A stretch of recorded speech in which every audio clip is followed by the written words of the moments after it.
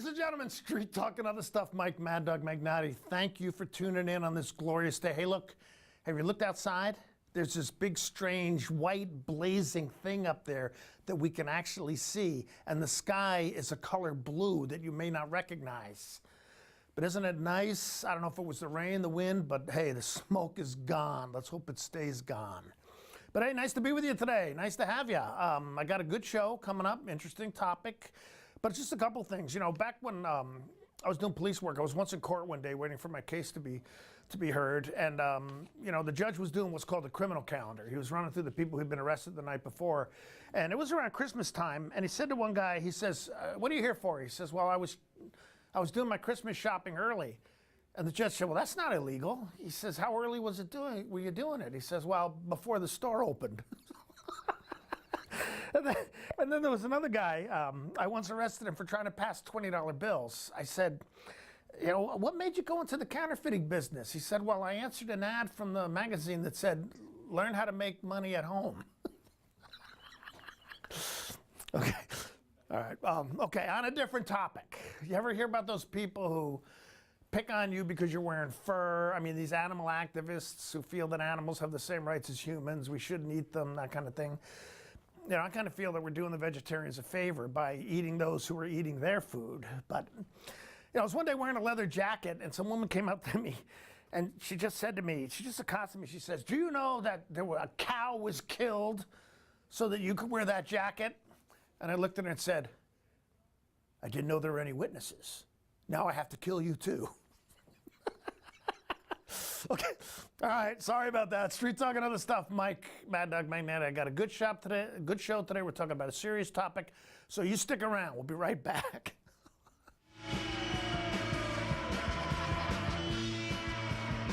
Hey folks, Carrie from Blueberry Hills in Manson. Looking for fantastic food in a gorgeous setting? Come on out to Blueberry Hills. We're open every day from 8 to 3, serving breakfast and lunch all day. Specializing in down-home scratch country cooking and serving huge portions at a price a family can afford. Award-winning pies baked daily. Come relax on the deck with friends and family, even the four-legged ones. Our frozen blueberries now only $1.25 a pound, so definitely worth the country drive. Hope to see you soon at Blueberry Hills.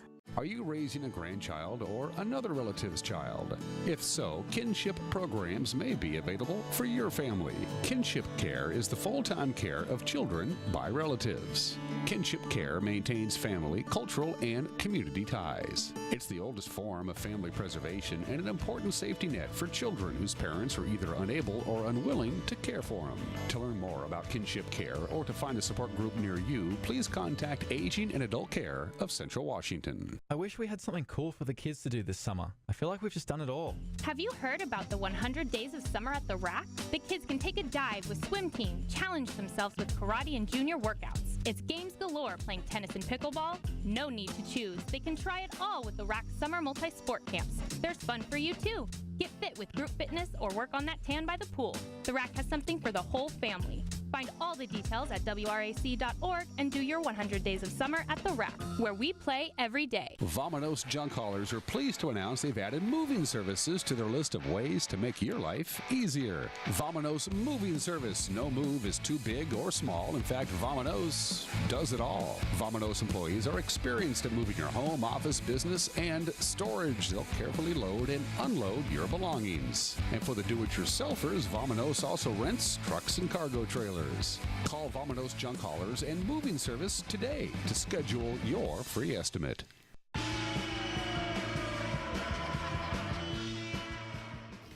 Okay, Street Talk and Other Stuff. Mike, Mad Dog Magnati, glad to be back. Now look, the abuse of both prescription and illegal drugs has been a plague on our society for quite some time, and that's why I've asked Sergeant Chris Foreman from the Chelan County Sheriff's Office. Good to see you, Mike. Here with us today. Good to have you. Now, you were previously with the local interagency drug task force, right? Correct. Yeah, I was the unit supervisor for the Columbia River Drug Task Force here in the Wenatchee Valley for almost the last 7 years. Okay.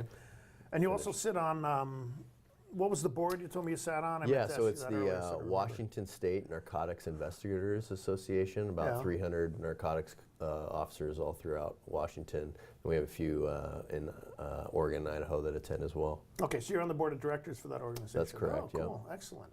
Okay, just a little bit about yourself. Tell us about you. So, you know, I mean, a lot of people, you know, I mean, cops are an enigma. Sure, You know, but sure. I know we're human beings. Yeah. So, yeah, my name's Chris Foreman. Worked for the Chelan County Sheriff's Office for the last 15 years. Married, have 2 kids. Enjoy getting out in the great outdoors here in the Wenatchee Valley. Enjoy wakeboarding, working out, hiking, hunting, and my kids keep me young and enjoy coaching their sports teams when I'm able, and involved in our local church here in the Wenatchee Valley. Cool. And, Very good. So you said you used to be a football coach for Kashmir High School? That's correct. Yeah, when I first started here at the sheriff's office, first place I worked was Kashmir, and volunteered there coaching football, and some great memories, and met lots of great kids at the school that are now grown up and successful principals and teachers and youth pastors. So yeah, I've been really enjoyed that aspect of getting out and serving my community. Isn't that weird when you work with high school kids at one point in your career, and then later on they show up and they're actual responsible adults? Right. You know? Yeah. Or you arrest them later and have to have those talks with them. Yeah. But yeah, for the most part, yeah, it was positive. So. Yeah, because I did. You know, while I was working for Wenatchee PD, I occasionally did some work with the high school theater stuff, and then I'd run into these guys later, and you know, lawyers, doctors, that kind of stuff, and I'm going, wow, cool. Yeah. Okay, so the opioid crisis, that's what we want to talk about, all right? But there has been kind of a progression or a changing in popularity of different type of illegal substances over the years, hasn't there been? There really has. So when I first started at the Columbia River Drug Task Force, that was 2011. Okay. And heroin was literally, you know, hadn't heard about it at all.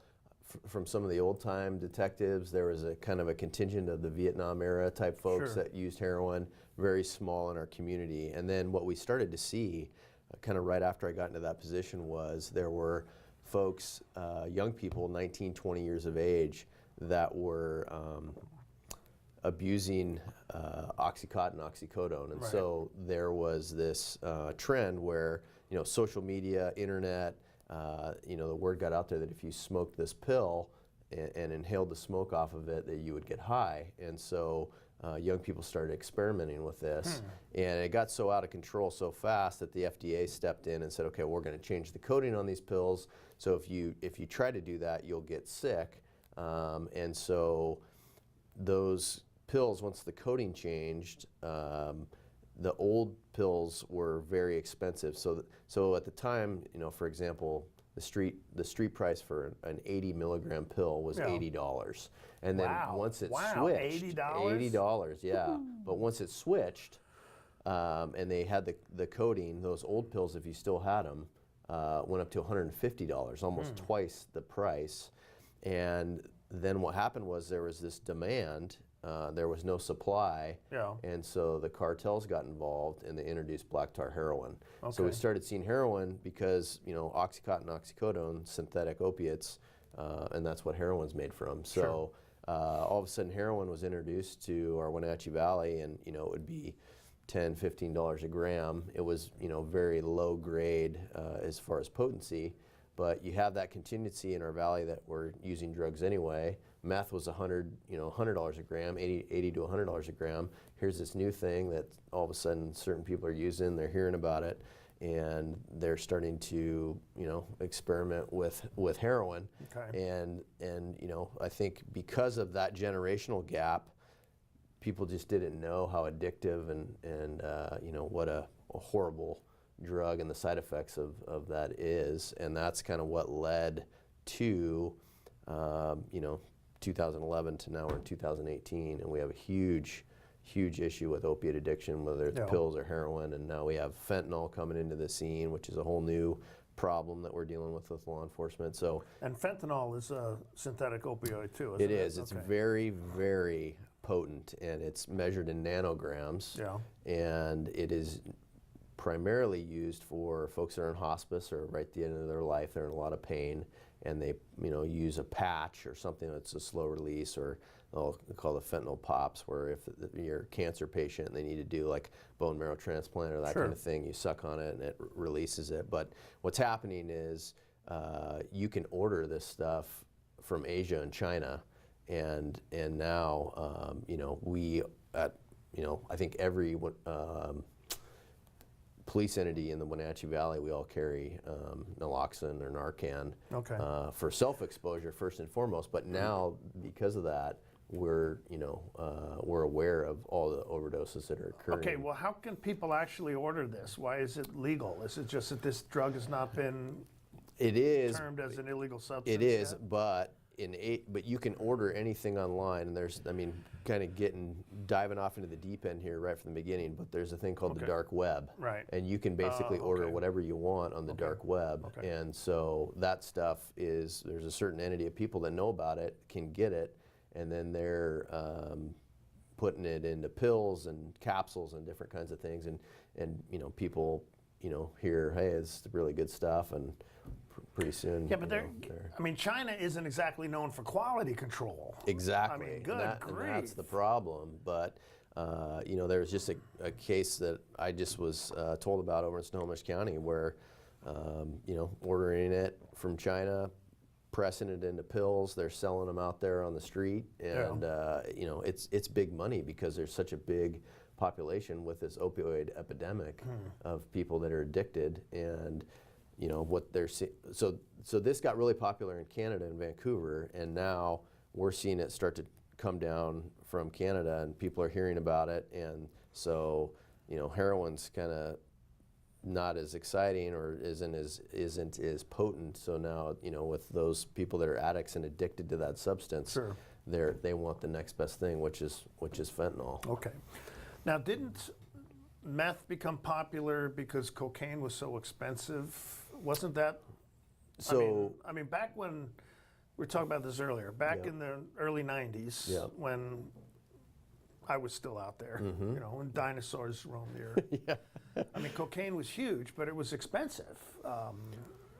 Yes, and meth was something that it was associated with biker gangs and the crank, and you could get it, and it was cheap, and it was a better high, it lasted longer, and when I first started in law enforcement, been doing this for 15 years, the meth was the #1 drug in the Wenatchee Valley. You didn't hear about heroin. You heard a little bit about coke. And in part, this was because people were able to manufacture it themselves. Yep. And then again, the cartels got involved, and the super labs started, and they were able to bring up large quantities, and then you get those people that are get addicted to it, and so that the demand's constantly there. What's interesting too is in the last year, going to schools and speaking with students who are affected by opiates. Now they're starting to recognize that the opiates are bad, but cocaine's making a comeback. So we're starting to get cases at high school where kids are getting caught with coke, and so it's this big full circle all over again. Yeah, a lot of it has to do with economics. Yep. Right. And how has we're getting a little off topic here, but how has the meth decreased? How have the efforts to stop people from being able to buy, pseudoephedrine and stuff so they can make it? Have those efforts worked so that allegedly people aren't able to manufacture it as easily? Yeah, and I would say, before I was in the task force, some of the detectives that were there when I first got there, they worked a lot of those meth lab cases, and so, the registry of buying Sudafed pills and getting those ingredients that people were doing, they have made it difficult. But the cartels, again, down in Mexico with these super labs, are able to make so much and at so much quantity that it's actually cheaper, just to go find it, from your drug dealer than try to mess around with making it and all the dangers of the lab equipment and all of that. So. Meth is still widely used in our valley. Sure. When you compare it, it is different. Apples to oranges, different high. Meth is feeling like you're unstoppable, staying up 3-4 days at a time. Yeah. Heroin, you hear the term on the nod. kind of, lackadaisical. You're kind of in a trance or kind of like a zombie. And so, people will mix the two. We would have heroin dealers that were addicted to heroin, and they would tell us later once we arrested them, well, I couldn't stay awake long enough to deal my heroin to meet my customers, so I started using meth to counteract the effects of heroin, and then they're able to stay up to deal their heroin, and they're using meth just to stay awake. Okay. So yeah, I mean, it obviously a huge mess, but the thing about heroin that is so scary to me that as a father, and having lots of friends that have kids, right. and thinking about children as they grow up being exposed to this stuff, because I've seen it just literally destroy families. Sure. Where I would get phone calls at the Drug Task Force where parents would say, I haven't seen my loved one, my kid, in 2 to 3 weeks. I have no idea where they are. If you come across them, can you just arrest them for something? Because at least I'll know they're in the jail. Right. Okay, well, hang on a second. Yeah, okay, we sure. got to take a break because I want to talk about this. Yeah. How this crisis is actually affecting our community personally, so to speak. Sure. But we need to take a break, but we're talking with Sergeant Chris Foreman from the Chelan County Sheriff's Office. We're talking about the opioid crisis, and we hope you come back for the rest. So stick around. We'll be back in a minute. So.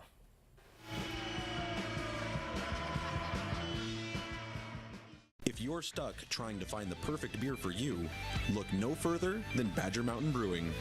We specialize in creating tantalizing craft beers that will soothe any picky taste buds and will satisfy your cravings. Check out everything from our amazing honey blonde that will appease even the most finicky taster, or a delicious frothy stout for dark beer lovers. Experience them all at Badger Mountain Brewing.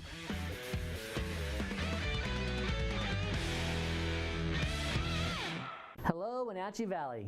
Christian Shanlin here with Bay Equity Home Loans. Let us make your dream of home ownership a reality. We're here to guide you through the loan process every step of the way. Check out our convenient online application. Bay Equity Home Loans in Wenatchee, your home for loans. Stop on by or give us a call today.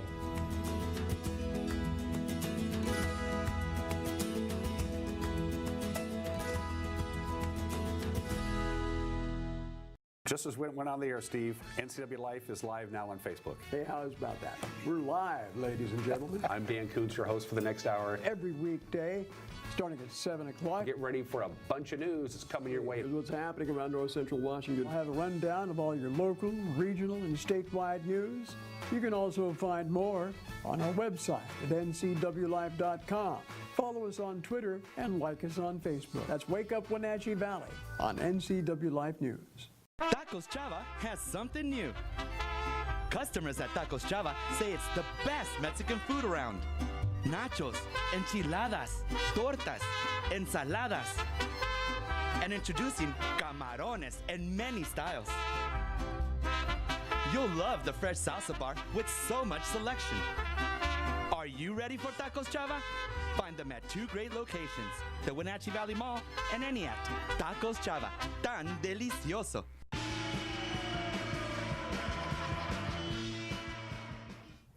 Okay, Street Talking Other Stuff. Mike, Mad Dog Magnati. We're with Sergeant Chris Foreman from the Chelan County Sheriff's Office. Now, we're talking briefly during the break, and I mentioned this. I mean, we get into police work because we want to help people, okay?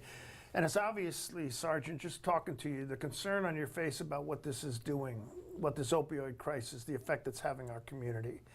So talk about that a little bit. Yeah, so through my experience and seeing heroin addicts, dealing with heroin addicts, working with heroin addicts, or those addicted to opiates, because some of them it's not heroin, it's pills that they're abusing their own prescriptions or prescriptions of family members. But you look at the big picture for the Wenatchee Valley, and the majority of the identity theft, the majority of the consumer theft from department stores, vehicle prowls, burglaries, all of those folks that are committing those crimes, some of them we're catching, some of them we're not. Sure. The vast majority of them are all addicted to opiates.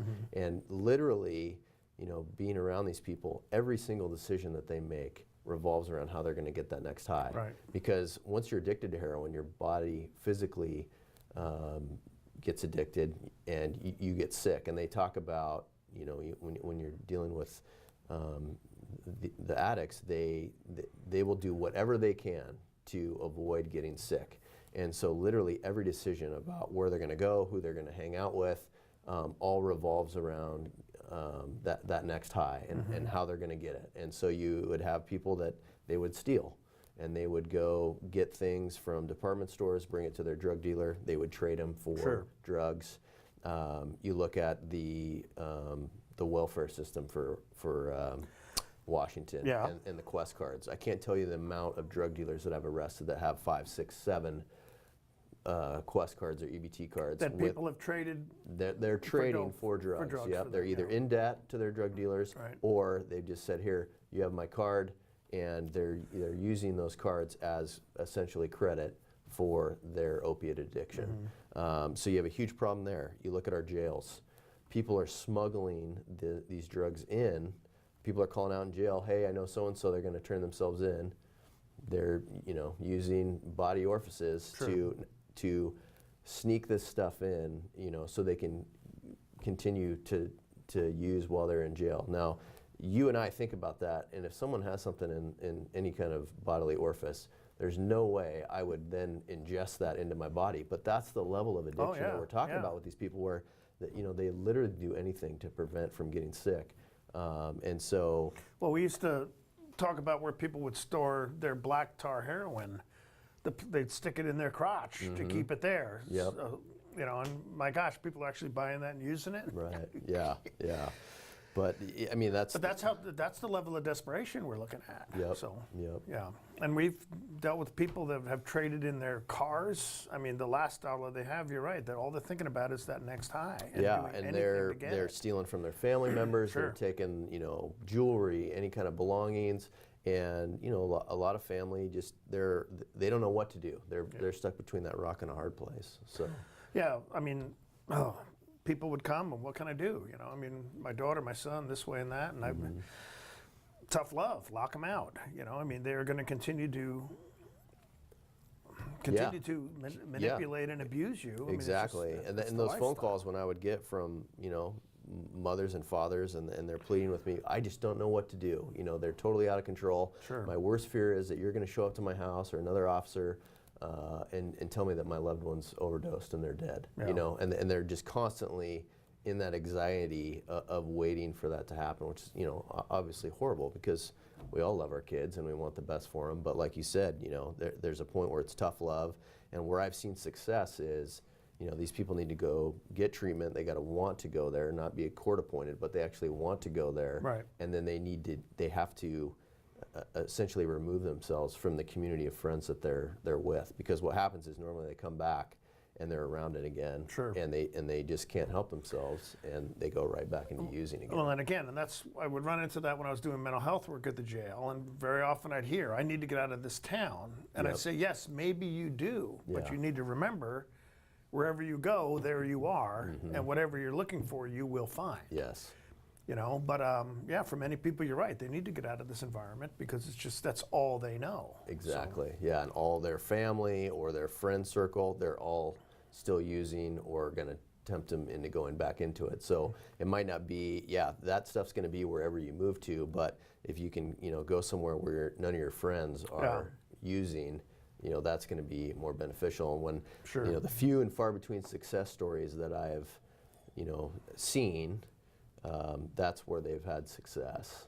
But right now, the Wenatchee Valley, there are services out there for treatment and prevention. The law enforcement side of things is frustrating, because not a single state dollar is dedicated to opiate enforcement. It's all based on individual agencies, and if they want to make that an emphasis. At our task force, we're federally funded, and we focus on gangs, guns, and drugs. And we're targeting the drug dealers that are peddling this stuff and making profit off of it. And we're seizing their funds, we're seizing their assets, and all that stuff goes back into the task force to run it. But they're all pieces of the pie that are important. And so that's one of those entities where I think people just think, oh yeah, there's there's funding out there for law enforcement to go after, you know, opiate dealers. There really isn't. Yeah. So it's up to, you know, a particular, you know, sheriff or police chief And to where say, you hey, place this is the what we're going to priorities, do. you know. Yeah, and we're going to make this a priority.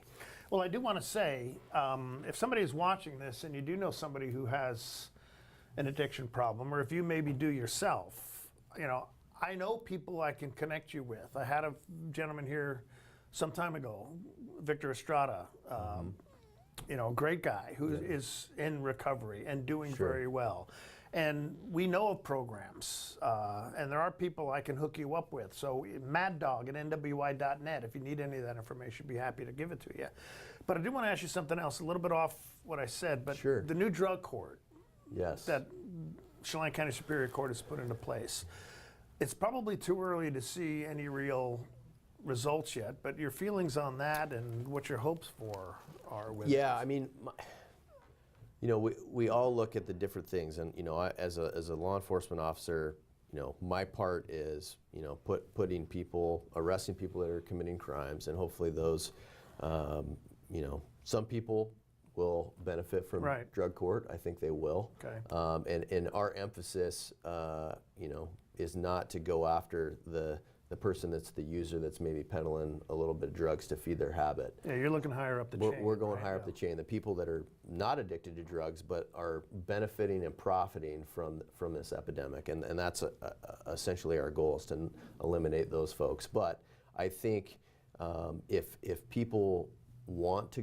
get help, I think drug court is beneficial because it gives them those steps and gives them a routine and things that they have to abide by. Otherwise, they do go to jail, and so there's some accountability there. So I think there can be benefit. They've looked at it in other places, and they've seen some success there.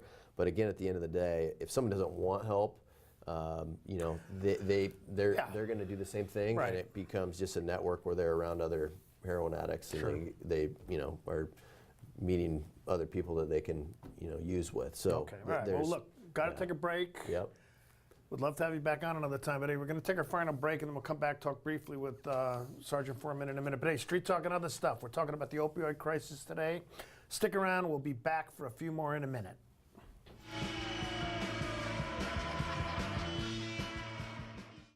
I'm Grant Olson, and you're watching the NCW Life channel. I'm Eric Grandstrom with NCW Life Sports. I'm NCW Life News Director Steve Hare. Watch us on Local Tel Channel 12. Watch us on Charter Channel 19 or stream us live on ncwlife.com. Follow us on Twitter and like us on Facebook. Where we cover the local high schools, the Wenatchee Wild, and the pro teams out of Seattle. On Saturday, we have a 90% chance of rain. Catch it all right here on the NCW Life channel.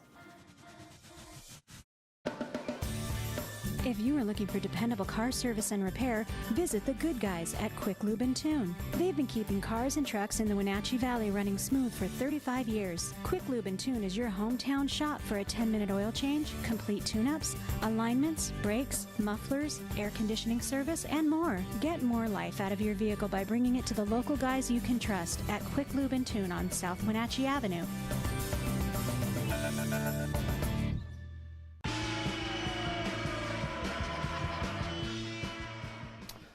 Okay, we're back, and again, we've been talking with Sergeant Chris Foreman from the Chelan County Sheriff's Office. And Sergeant Foreman, it's been good to have you. Okay, pleasure to be here. Appreciate it. And you know, one of the things that impresses me about this conversation with you is your obvious concern, not only for the community but for the individuals you're dealing with. You don't hate these people. No, I mean, I want to, you know, essentially serve them, love them. A lot of times it's their kids that I'm rescuing from them because they, you know, but I want to serve my community and you would love to see nothing more protected. than have these people have good lives, right? Absolutely. Okay, appreciate it, sir. You bet. Nice to have you. Okay, Street Talk and other stuff. Mike, Mad Dog Magnotti, appreciate you tuning in. Thanks for being here, and we will see you next week. Bye-bye.